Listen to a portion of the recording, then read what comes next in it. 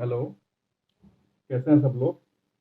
तो स्वागत है आपका। और जैसे कि कल मैंने बात की थी लेबर कोड्स के बारे में कि 44 लेबर लॉज को गवर्नमेंट ने डिसाइड किया है 4 लेबर कोड में डिसाइड करने का, और ये सबसे इम्पोर्टेंट डेवलपमेंट है इंडस्ट्रियल रिलेशन से रिलेटेड। तो उतना ही ये इम्पोर्टेंट हो जाता है हमारे पेपर के लिए। और अब ये डिसाइडेड है, अब ये इससे मतलब और ज़्यादा कुछ तो होने वाला नहीं है आपके पेपर तक। तो ये सबसे इम्पोर्टेंट डेवलपमेंट है, फाइनल है। क्योंकि पहले एक एक एक्ट के लिए देखना पड़ता था, अब प्रॉपर एक कोड है, ठीक है। उसमें से आपको हर जगह का मिल जाएगा। ऐसा नहीं है हर अलग से आप इंस्पेक्टर बनाओगे मिनिमम वेजेस के लिए, पेमेंट वेजेस के लिए, ठीक है। तो सबका एक मिक्स अब है कि ये चीज़ें इस एक्ट के तहत देखी जाएंगी, इस कोड के तहत। तो इस कल मैंने कहा था एक एक कोड को हम डीपली देखेंगे। तो सबसे पहले जो हम कोड देख रहे हैं आज, जिसकी बात करने वाले हैं, वो है कोड ऑन वेजेस, ठीक है। द कोड ऑन वेजेस 2019 ये इसको कहा जाएगा, ठीक है। और इसको सबसे पहले हम इसलिए देख रहे हैं क्योंकि ये फाइनल हो गया है। इसको प्रेसिडेंट की असेंट भी मिल गई है, राष्ट्रपति ने इसको मंजूरी दे दी अगस्त में, ठीक है। तो इसको कभी भी ऑफिशियल गजेट से एक एक्ट के रूप में निकाला जा सकता है। तो ये फाइनल है।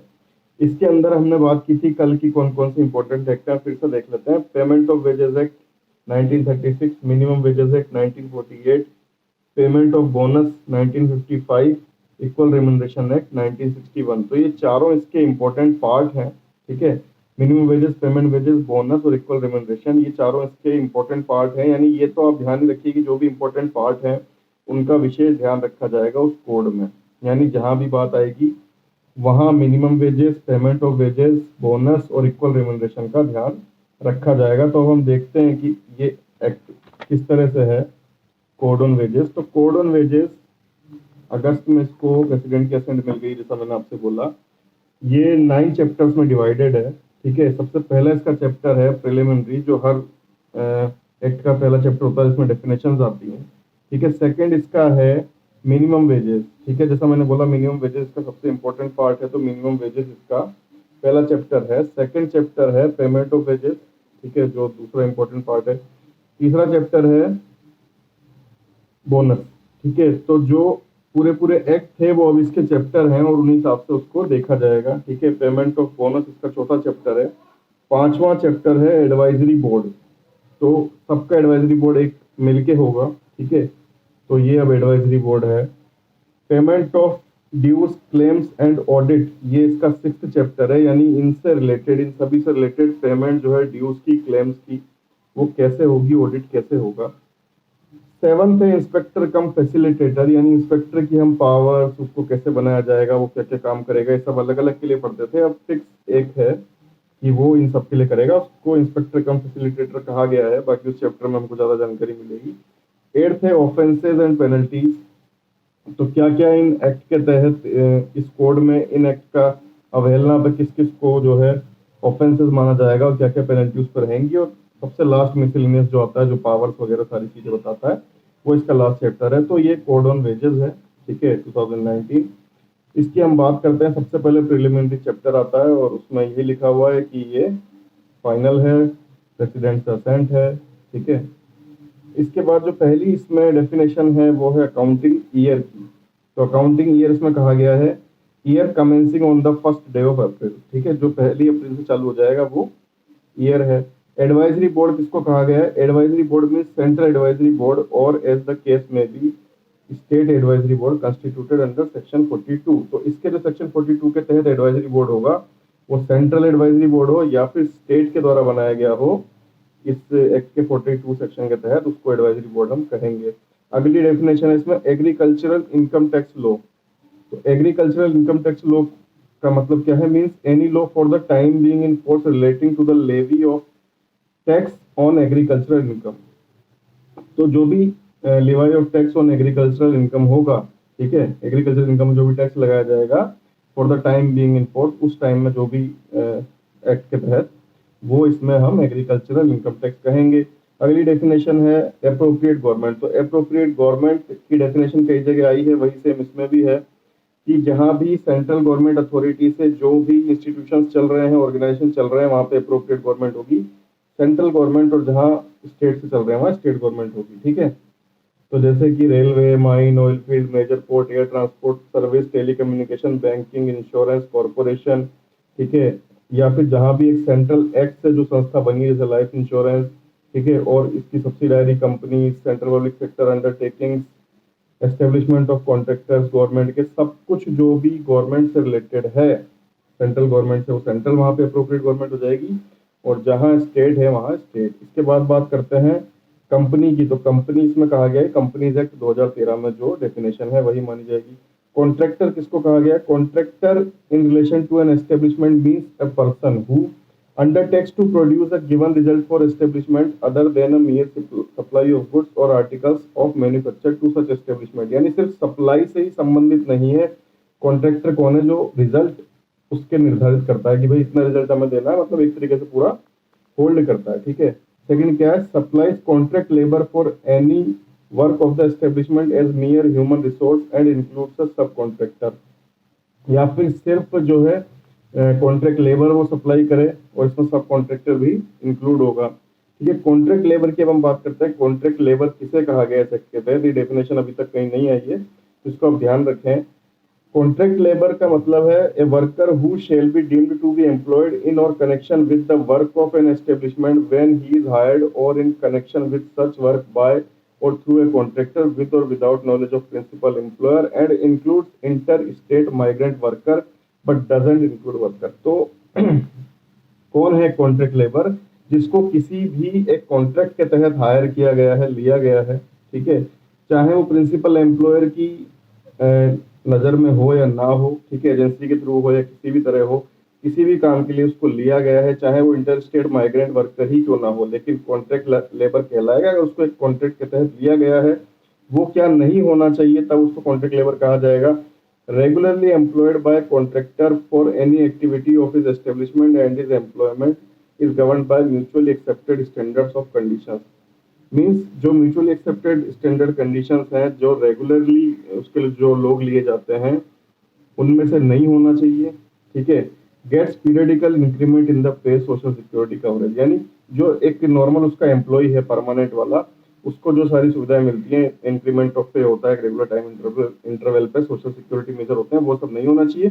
और पहला बताया था कि वो किसी कॉन्ट्रैक्ट एक्टिविटी के तहत लिया जाना चाहिए, रेगुलर एम्प्लॉय नहीं होना चाहिए। तो रेगुलर एम्प्लॉय ना हो, उसको पीरियडिकली इंक्रीमेंट वगैरह सब ना मिलता हो, और एक कॉन्ट्रैक्ट के तहत लिया गया हो, चाहे वो प्रिंसिपल एम्प्लॉय की नॉलेज में हो या ना हो, एजेंसी के थ्रू किसी भी तरह हो, किसी भी वर्क के लिए हो, लेकिन अगर रेगुलर एम्प्लॉय नहीं है और इंक्रीमेंट उसको पीरियडिकली नहीं मिल रहा है, सोशल सिक्योरिटी वगैरह जो भी उस कंपनी के नियम है वो नहीं मिल रहे हैं, तो उसको एक कॉन्ट्रैक्ट लेबर कहा जाएगा, ठीक है। अब बात करते हैं कोऑपरेटिव सोसाइटी की। तो cooperative society means a society registered or deemed to be registered under cooperative societies act 1912। तो 1912 जो 1912 का जो कोऑपरेटिव सोसाइटी एक्ट है, उसके तहत कोई भी जो कोऑपरेटिव सोसाइटी है उसको हम कोऑपरेटिव सोसाइटी कहेंगे, ठीक है। और any other law for time being in force, और अगर कोई उस टाइम पे अलग लॉ चल रहा है उसके हिसाब से कुछ और डेफिनेशन है तो वो कहेंगे। कॉर्पोरेशन का मतलब क्या है? Means any body corporated established by or under any central government or state act but doesn't include a company or a cooperative society। Corporation किसको कहेंगे? कोई भी ऐसी बॉडी जो किसी भी सेंट्रल एक्ट या स्टेट एक्ट से बनी है, लेकिन एक कंपनी और एक कोऑपरेटिव सोसाइटी नहीं होनी चाहिए, ठीक है, कॉर्पोरेशन के लिए। इसके बाद अगली डेफिनेशन है डायरेक्ट टैक्स। तो डायरेक्ट टैक्स का मतलब यहाँ पे क्या है? Any tax chargeable under income tax act 1961, companies profit surtax act 1964, agriculture income tax law, इन सब के तहत जो है टैक्स चार्जेबल हो वो डायरेक्ट टैक्स होगा। और दूसरा क्या होगा? Any other tax which having regard to its nature or incidence may be declared by central government by notification to be a direct tax for the purpose of this code. तो अगर कोई और भी एक्ट उस time लगाया जाता है इस एक्ट के पर्पज के लिए, इस कोड के पर्पज के लिए, तो वो भी डायरेक्ट टैक्स कहा जाएगा। और 3 टैक्स कौन से बताए? Income tax act 1961, company surtax act 1964 और एग्रीकल्चरल इनकम टैक्स लॉ, इनके हिसाब से हो तो वो तो कहा ही जाएगा, ठीक है। इसके बाद हम बात करते हैं एम्प्लॉय की। तो एम्प्लॉय कौन होगा इसमें?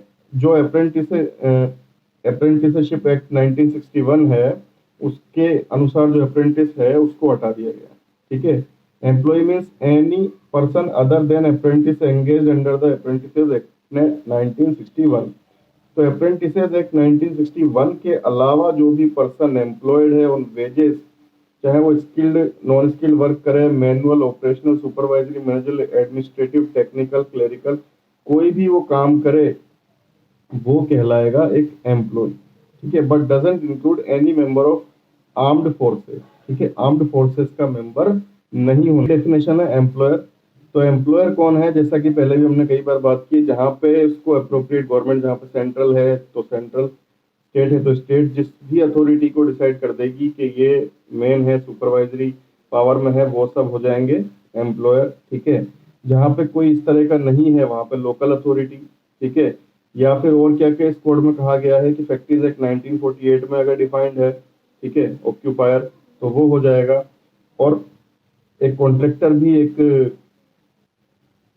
भी है एम्प्लॉयर। ठीक है, और लीगल रिप्रेजेंटेटिव और डिसीज्ड एम्प्लॉयर जो हमने ऐड किया था। ठीक है, पेमेंट ऑफ वेजेस में, तो जो लीगल रिप्रेजेंटेटिव है डिसीज्ड एम्प्लॉयर का, वो भी इसमें काउंट होगा।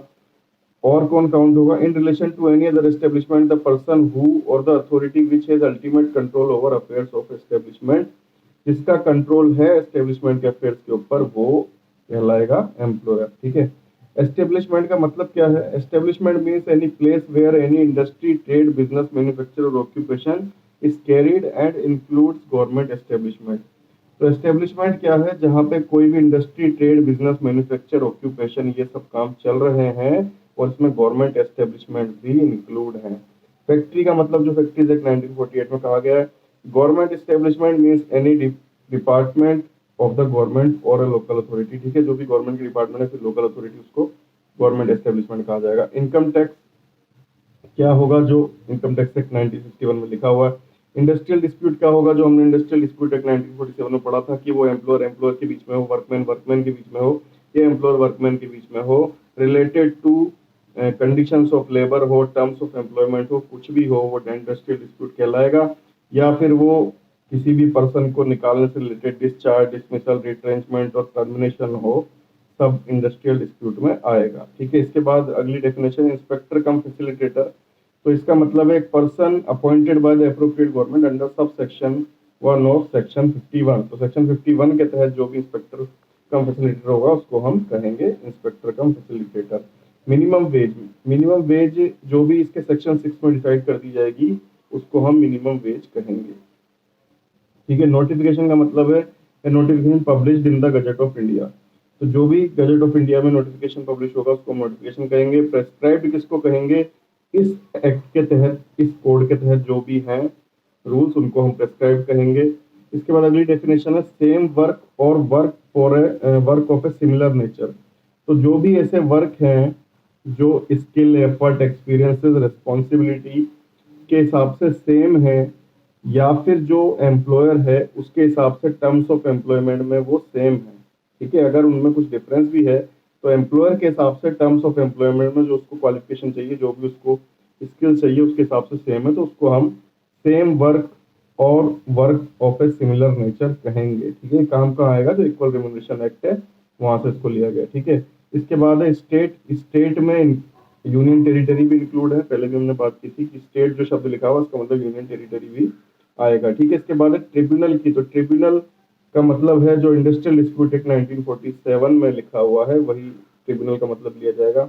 इसके बाद है वेजेस। तो वेजेस अधिकतर हमने बात की है वेजेस के बारे में, इसमें क्या क्या आता है उसमें क्या क्या नहीं आता, लेकिन क्योंकि ये फाइनल कोड है और इसमें भी वास्ट डेफिनेशन है तो यही फाइनल मानी जाएगी, इसलिए हम इसको पढ़ते हैं। वेजेस का मतलब क्या है कि जो भी आप काम कर रहे हो उसके एवज में आपको जो भी salaries, allowances, otherwise in terms of money or capable of being so expressed under your terms of employment, आपके टर्म्स ऑफ एम्प्लॉयमेंट के हिसाब से आप जो कंडीशन फुलफिल कर रहे हो उसके हिसाब से जो भी आपको मिल रहा है वो वेजेस में है। क्या क्या इसमें इंक्लूड है, बेसिक पे इंक्लूड है, डियरनेस अलाउंस इंक्लूड है और रिटेनिंग अलाउंस इफ एनी। तो आपका जो डीए बढ़ता है हर 6 महीने में वो इंक्लूड है, बेसिक पे इंक्लूड है, और रिटेनिंग अलाउंस जो भी उसके ऊपर मिलता है वो इंक्लूड है। लेकिन क्या क्या इसमें इंक्लूड नहीं है, any bonus payable under any law for the time being in force. कोई किसी टाइम पे कोई लॉ चल रहा है उसके अंदर कोई बोनस है वो पेएबल नहीं है। Value of any house accommodation or the supply of light water medical attendance, जैसा मैंने बताया था, कोई भी अगर फैसिलिटीज एम्प्लॉयर दे रहा है तो वो इसमें इंक्लूड नहीं है। ठीक है, any contribution paid by the employer to any person और प्रोविडेंट फंड, कुछ कंट्रीब्यूशन दे रहा है एम्प्लॉयर, वो इंक्लूड नहीं है। एनी कन्वेंस अलाउंस और वैल्यू ऑफ ट्रेवलिंग कंसेशन, ठीक है, ट्रेवलिंग कंसेशन कुछ दिया जा रहा है तो वो इन्वॉल्व नहीं है। Any sum paid to employed person to defray special expenses, जो स्पेशल एक्सपेंसेस है उनके एवज में आपको कुछ दिया जा रहा है, वो नहीं है। हाउस रेंट अलाउंस HRS में इंक्लूड नहीं है। Remuneration payable under any award और सेटलमेंट, कोई अवार्ड या सेटलमेंट हुआ उसके बेस पे आपको कुछ मिला है वो इसमें काउंट नहीं है। एनी ओवर टाइम अलाउंस, वो इसमें काउंट नहीं है। Any commission payable to the employee, कोई भी कमीशन दिया जा रहा है वो काउंट नहीं है। Any gratuity payable on the termination of employment, termination of employment में जो ग्रेचुइटी मिलती है वो इसमें काउंट नहीं है। Any retrenchment compensation or other retirement benefit payable to the employee or any ex gratia payment made to him on the termination of employment, termination of employment पे retrenchment पे और कोई भी जो compensation मिल रहा है वो इसमें allowed नहीं है।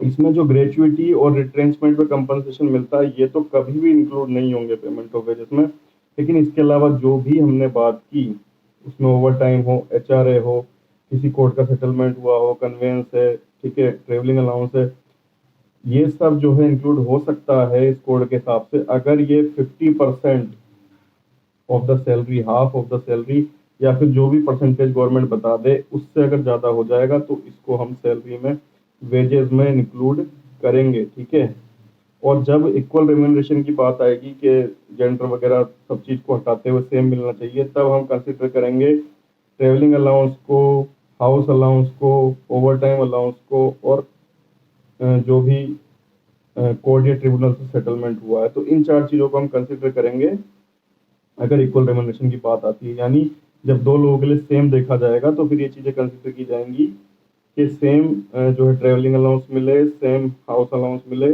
ओवर टाइम और जो भी सेटलमेंट वगैरह के हिसाब से किसी को ज़्यादा किसी को कम ना किया जाए, तो ये वेजेस में डिफरेंस किया गया है। ठीक है, इसके बाद हम बात करते हैं वर्कर की। तो वर्कर का मतलब कोई भी पर्सन जो employed in any industry to do any manual, unskilled, skilled, technical, operational, clerical, कोई भी वर्क करने के लिए लगा हुआ है, एक्सेप्ट एन अप्रेंटिस, जो मैंने आपको बताया अप्रेंटिस एक्ट 1961 में जो अप्रेंटिस को हटा दिया गया है, इसमें क्या क्या इंक्लूड किया गया है। Working journalist as defined in clause F of section 2 working journalist newspaper employees and miscellaneous provision act 1955। तो मिसलेनियस प्रोविजन एक्ट में जो जर्नलिज्म के केस में जो जिसको कहा गया है वर्किंग जर्नलिस्ट वो इंक्लूड है। दूसरा क्या इंक्लूड है, sales promotion employees as defined in clause D of section 2 of sales promotion employees conditions of service act 1976। तो conditions and service act sales promotion employees के एक्ट के तहत जो सेल्स एंड प्रमोशन एम्प्लॉइज हैं वो भी इसमें इंक्लूड किए गए हैं। क्या क्या पर्सन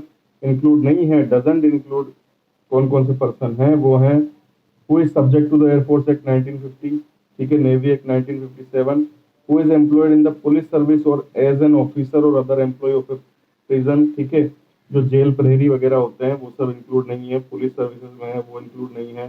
डिफेंस वाले जैसा मैंने आपको बताया, आर्मी, एयरफोर्स या नेवी, वो इंक्लूड नहीं है। कोई मैनेजरियल और एडमिनिस्ट्रेटिव कैपेसिटी में है वो इंक्लूड नहीं है।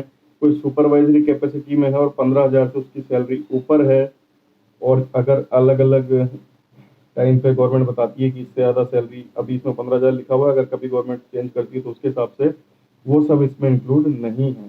ठीक है, there shall be no discrimination in any establishment or any unit thereof among the employees on the ground of gender. वही इक्वल रेम्यूनरेशन की बात सीधे सीधे है कि किसी भी तरीके से वेजेस में जेंडर के आधार पे कोई डिस्टर्बेंस नहीं होना चाहिए। No employer shall for the purpose of complying with the provision of subsection reduce the rate of wages for an employee। किसी कोई भी जो एम्प्लॉयर है वो वर्कर का हवाला देखे कि ये लोग आते हैं, ये लोग नहीं आते, ये सब करके जो है सैलरी रिड्यूस नहीं कर सकता, और कोई डिस्क्रिमिनेशन सेक्स के आधार पे यानी जेंडर के आधार पे वो नहीं कर सकता। ठीक है, इसके बाद हम बात करते हैं अगर कोई भी डिस्प्यूट यहाँ पे खड़ा होता है तो वो ट्रिब्यूनल में जाएगा। ठीक है, और उसको अप्रोप्रिएट गवर्नमेंट सुलझाएगी। अगर कोई भी similar work of similar nature है, ठीक है, ये है या नहीं, इसको माना जाएगा या नहीं, ये कोई भी डिस्प्यूट खड़ा होता है तो फिर अप्रोप्रिएट गवर्नमेंट जो भी अथॉरिटी बनाएगी वहां पे जाएगा और वही इसको सुलझाएगी। तो ये था चैप्टर 1 जिसमें डेफिनेशंस की बात थी। चैप्टर 2 की बात हम करते हैं, मिनिमम वेजेस। तो चैप्टर 2 जो है मिनिमम वेजेस, उसमें वही सब बातें जो हमने मिनिमम वेजेस एक्ट में पढ़ी थी कि किसी को भी less than minimum rate of wages से कम नहीं मिलना चाहिए, ठीक है। अप्रोप्रिएट गवर्नमेंट फिक्स कर सकती है, ठीक है। एक कॉमन फ्लोर मिले, जैसे जो मैंने आपको बताया 176 से 2 रुपये बढ़ा के उसको कॉमन फ्लोर, नेशनल फ्लोर बनाया गया है लोअर वेजेस के लिए, तो वो 178 है, उससे कम नहीं आपको देना है, ठीक है। और उससे अगर कोई गवर्नमेंट चेंज करती है तो पुराने से कम नहीं कर सकती है, रिड्यूस नहीं कर सकती है, ठीक है। या फिर वहां पे किसी गवर्नमेंट ने कुछ भी लगाया हुआ है, ये तो चलो एक नेशनल हो गया, किसी स्टेट गवर्नमेंट ने कुछ अपना मिनिमम फिक्स किया हुआ है, उससे नीचे आप नहीं कर सकते, ठीक है। वहां जाके आप मतलब सेंट्रल जाके उससे नीचे नहीं करेगा, बढ़ा ही सकता है। कैसे कैसे आप फिक्स कर सकते हो? For the time of work, for piece of work, ठीक है। पीस ऑफ वर्क में भी आपको जो मिनिमम टाइम रेट है वो देना ही है, ठीक है। कैसे कैसे आप कैलकुलेट कर सकते हो? By the hour, by the day, by the month, ठीक है।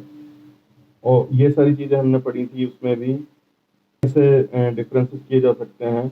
और आप क्या, जब आपको कैलकुलेट करना है तो क्या क्या देखना पड़ेगा गवर्नमेंट को? स्किल्ड, अनस्किल्ड, ज्योग्राफिकल एरिया, ये सब देखना होगा, ठीक है। और क्या देखना होगा? सर्टेन कैटेगरी ऑफ वर्कर्स, उनकी काम की जो भी कठिनता है, अर्डुअसनेस है, कितना कठिन उनका काम है, ठीक है। टेम्परेचर किस पे वो काम कर रहे हैं, ह्यूमिडिटी क्या है, norms of such fixation of minimum rate of wages जो भी इसमें बताई गई है वो देखना पड़ेगा, ठीक है। और subsection 6, as far as possible be kept at by the appropriate government, जो भी अप्रोप्रिएट गवर्नमेंट बताएगी वो सब देखना है। टेम्परेचर, ह्यूमिडिटी, अर्डुअसनेस, कठिनता काम की, ठीक है, स्किल ऑफ वर्कर्स, ये सब आपको देखना है वहाँ पे, ठीक है। और कैसे फिक्स की जा सकती है और क्या क्या उसमें ध्यान रखना है? तो सबसे पहली चीज है कॉस्ट ऑफ लिविंग अलाउंसेस। आपको जो भी बेसिक रेट ऑफ वेजेस रखनी है वो इस तरीके से रखनी है कि एक कॉस्ट ऑफ लिविंग अलाउंसेस उसको मिले, मीन्स उसके जीवन यापन का, जो मैंने आपसे बताया था कि एक फैमिली है और उसमें एक महिला है, बच्चे हैं, तो महिला अगर काम भी करती है उसको हटा के एक फैमिली पूरी जी सके, ठीक है, ये देखना होता है, ठीक है, सबसे पहली चीज। तो ये कॉस्ट ऑफ लिविंग इंडेक्स के हिसाब से देखें आप, कॉस्ट ऑफ लिविंग अलाउंस देना आपको पहला। दूसरा है basic rate of wages without the cost of living allowances and the cash value of the concession. अगर आप दे रहे हो कॉस्ट ऑफ लिविंग अलाउंस, ठीक है, या नहीं भी दे रहे हो, हर केस में आप अगर कंसेशन, जैसे कुछ दाल चीनी वगैरह, मतलब दाल चावल ये सब आप कंसेशनल रेट पे फिक्स करा रहे हो किसी स्पेशल ग्रुप ऑफ वर्कर्स को, तो वो आप काउंट कर सकते हो, ठीक है। और तीसरा क्या है? All inclusive rate allowing for the basic rate the cost of living allowance and the cash value of the concession. तो ये जो है कैश वैल्यू ऑफ कंसेशन आप उसमें नोटिस कर सकते हो लिविंग अलाउंस के अलावा, कि अगर आप कुछ कैश वैल्यू दे रहे हो कोई, मतलब किसी भी स्पेशल असेंशियल्स के लिए, तो वो इसमें आप काउंट कर सकते हो, ठीक है। इसके बाद हम बात करते हैं कि किस किस तरीके से ये बनाई जाएगी और किस किस तरीके से फिर ये आगे आप इसको मॉडिफाई करेंगे। तो जो दो मेथड थे, एक नोटिफिकेशन के द्वारा और एक कमिटीज के द्वारा, वही दोनों इसमें भी लिखे हुए हैं कि कमेटी के द्वारा, कमेटी से सबसे रिकमेंडेशन मांगे जाएंगे, 2 महीने के अंदर उनको लेके एक नोटिफिकेशन निकाल दिया जाएगा। या फिर एक नोटिफिकेशन आप निकालते हो और फिर उसमें जो भी आपके पास आता है 60 डेज में, फिर आप एक फिर से नोटिफिकेशन निकालते हो, उसके 3 महीने के अंदर वो लागू हो जाता है। कमेटी में कौन कौन से लोग होंगे? जो हमने पहले बात की थी, एम्प्लॉयर के सेम होने चाहिए, इक्वल नंबर में होने चाहिए, और इंडिपेंडेंट पर्सन होंगे 1/3, जिनमें से चेयरमैन होगा। तो वही सारी बातें यहाँ भी लिखी हुई हैं। मिनिमम रेट ऑफ वेजेस जो डिसाइडेड है वो 5 साल से ज़्यादा इंटरवल तक नहीं रहनी चाहिए, 5 साल के अंदर कर देना चाहिए। वैसे गवर्नमेंट कर ही देती है, इसमें स्पेशली लिख दिया गया है कि 5 साल के अंदर आपको कर देना है, ठीक है। और जो हमने पढ़ा था कि अगर कोई एम्प्लॉय है वो काम उतने उतने घंटे कर रहा है, ज़्यादा कर रहा है तो ओवर टाइम अगर कम करता है तो क्या प्रोविज़न है? जो हमने पढ़ा था मिनिमम वेजेस में, वही है कि उसको फुल डे की सैलरी दी जाएगी। 2 कंडीशन है, अगर उसकी अनविलिंगनेस है, यानी वो खुद काम को मना कर रहा है, ये कंडीशन ना हो, और दूसरा इस एक्ट में अगर कुछ और बताया गया है तो उसके हिसाब से, वरना उसको फुल जो नॉर्मल वर्किंग डे है उसका दिया जाएगा, ठीक है। और किसी भी एम्प्लॉयर को जो मिनिमम टाइम रेट है उससे कम पे नहीं करना है, ठीक है। गवर्नमेंट क्या कर सकती है इसके अलावा? नंबर ऑफ आवर्स फिक्स कर सकती है, पीरियड ऑफ रेस्ट फिक्स कर सकती है, और पीरियड ऑफ रेस्ट में अगर काम करवा दी तो आपको ओवर टाइम से पे करना पड़ेगा, ओवर टाइम आपको डबल की रेट से पे करना पड़ेगा, ठीक है। और इसके अलावा कुछ भी अगर चेंज आएगा तो ये 4 कंडीशन में आएगा। Employees engaged in any emergency which could not have been foreseen और प्रिवेंटेड, कोई भी ऐसी कंडीशन आ गई जिसको रोका नहीं जा सकता है, ठीक है, तभी ये बदल सकते हैं नियम। या फिर employees engage in work of the nature of preparatory or complementary work which must necessarily be carried on outside the limits laid down for the general working, जो उनकी जनरल वर्किंग है उससे बाहर जाना ही पड़ रहा है, कोई इस तरह कंडीशन है। Any work which for the technical reason has to be completed before the duty is over, यानी ड्यूटी आपकी काम पे निर्धारित है। Employees engaged in a work for which could not be carried on except at times depending on the irregular action of natural forces, कुछ natural forces, natural calamity, जैसे आपको पता है ये सब आजकल चल रहा है, कोरोना वगैरह, कहीं भूस्खलन हो, मतलब इस तरह का कुछ होता है, कुछ एक्स्ट्रा ऑर्डिनरी चीजें होती हैं, तभी ये कंडीशंस हट सकती हैं, वरना इसी तरीके से सब। और किसी भी एम्प्लॉय के जो काम करने के घंटे हैं वो जो नॉर्मल है वही माने जाएंगे नॉर्मल कंडीशंस में। अगर उसको नहीं भी बुलाया जाता है काम करने के लिए तब भी उसका पूरा वही रहेगा, ठीक है। तो ये इसके 2 चैप्टर्स थे, इसके आगे के जो चैप्टर्स हैं वो हम अगले लेक्चर में देखेंगे, क्योंकि ये बहुत इंपॉर्टेंट है, तो इनको डीपली पढ़ना होगा, ठीक है। Till then stay home, stay safe, good bye.